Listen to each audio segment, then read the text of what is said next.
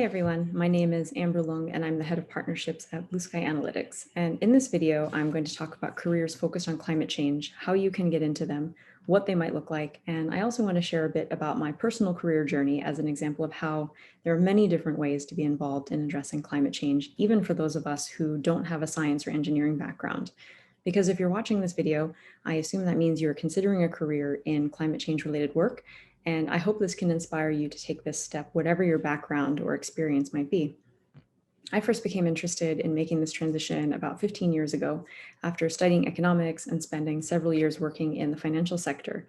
And I honestly had some fairly discouraging conversations at first. I often heard questions like, but you don't have a background in environmental science. What would you do? What do you know about this area? I heard those in my own head and also from other people. But by way of a master's program and a pivot to environmental policy focused work, which used my economics background, I was then able to work in a range of different organizations on projects, all focused on some dimension of climate change or environmental degradation for really the rest of my career up until now. So if you want to make this change, but you don't know where to begin, I would suggest two broad approaches based on your motivations for making this transition. The first is you could be very broadly concerned with our current trajectory on climate change and open to working on a range of topic areas, which is where I was years ago. And then your focus should be on honing in on what skills you can bring and learning as much as you can about where those are most applicable through networking, through reading job descriptions, et cetera, and be open to finding roles in a range of organizations. So for example, at Blue Sky Analytics, we're always looking for talented tech developers, content creators, and others, regardless of whether they've previously worked on any climate change related projects.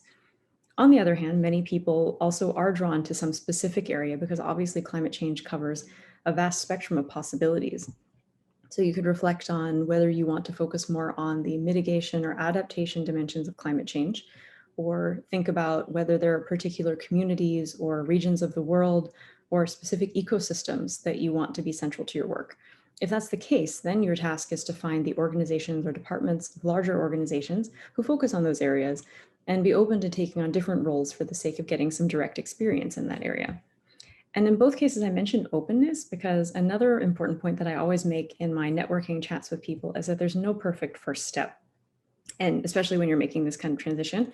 And you can evolve your career as you like once you get your foot in the door. That's certainly what I did. And since I took my first role in this direction, I've worked with a range of different organizations. I've worked with governments, nonprofits.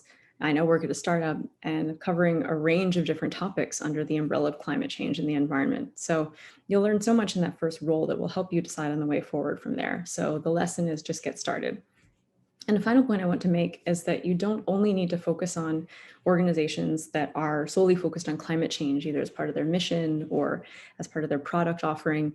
The job landscape has changed significantly since I first explored this years ago, and there are now opportunities to work from within many conventional sectors and organizations that are starting to embrace more sustainable practices.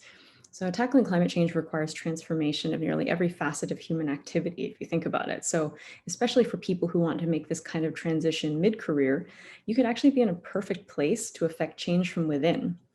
Your in-depth knowledge of a specific industry could make you a really powerful force of change versus, say, outsiders who come in trying to get companies to change their practices and processes.